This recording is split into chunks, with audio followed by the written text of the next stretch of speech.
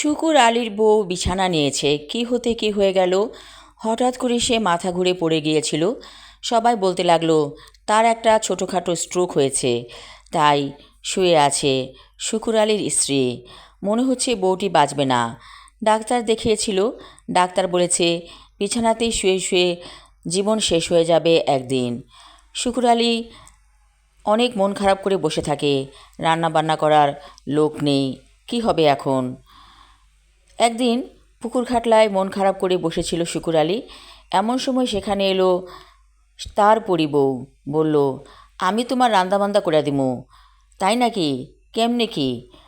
পরিমন বিবি বলল, আমি এসে তোমার বউ সাজবো, তুমি বলবা নতুন বিয়া করছো, সেই হিসাবে আমি রান্নাবান্না করে দিব। তখন শুকুর আলী বলল, আইজি চলো। পরিমন বিবি এসে পড়ল শুকুর আলীর বাসায়। সে মানুষের রূপে এসেছে।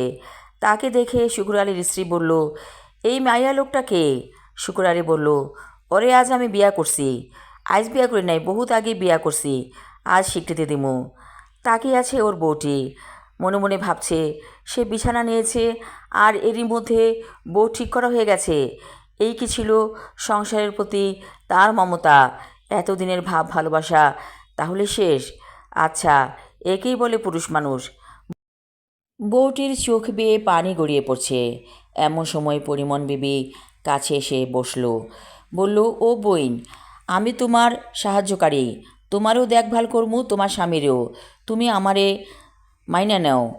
তাকিয়ে আছে বউটি নতুন মানুষটির দিকে, দেখছে রূপে ঝলমল করছে তার দেহ অঙ্গ।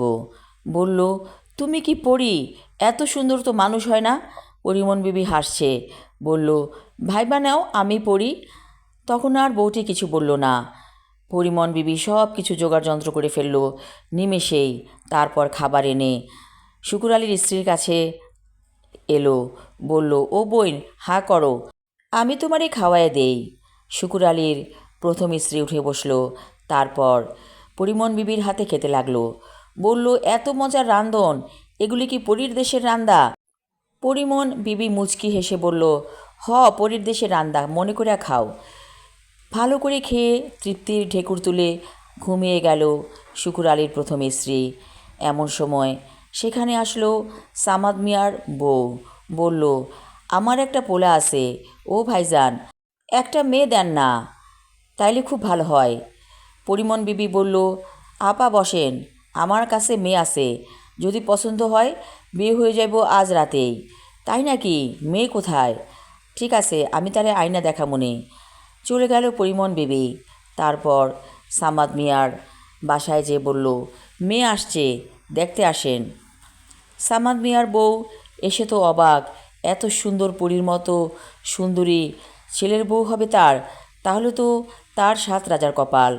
সেই রাতেই বিয়ে হয়ে গেল সামাদ মিয়ার ছেলের সাথে পরিমন বিবির কন্যার। তারা ভালোই আছে। পরিমন বিবি বলল, আমার এখন যাবার সময় হয়েছে, আমি চলে যাব। সামাদ মিয়া বলল, আমারে রাইন্দা কে খাওয়াইব? পরিমন বিবি হাসছে, বলল, আমি তোমার স্ত্রীকে শোয়াই দিছিলাম বিছানায়, এখন তাকে সুস্থ করে দিচ্ছি, কোনো চিন্তা নাই। তারপর দোয়া পড়ে সেই বউটিকে ফু দিল। বউটি উঠে বসে বলল, আমার খুব পানির পিপাসা লাগছে, 1 গ্লাস পানি দেন আমারে। শুকুর আলী পানি এনে তার প্রথম স্ত্রীকে দিল। আশেপাশে তাকিয়ে দেখল পরিমন বিবি নেই, উধাও হয়ে গিয়েছে। মনে মনে হাসে শুকুর আলী, বলে, সবই আল্লাহ তাআলার ইচ্ছা, আল্লাহ যা করে ভালোর জন্যই করে। আমি আমার লেখা ছোট গল্প পুইলতা পর্ব 2 এবং শেষ পর্ব পড়লাম। আশা রাখছি সবার ভালো লাগবে। ধন্যবাদ।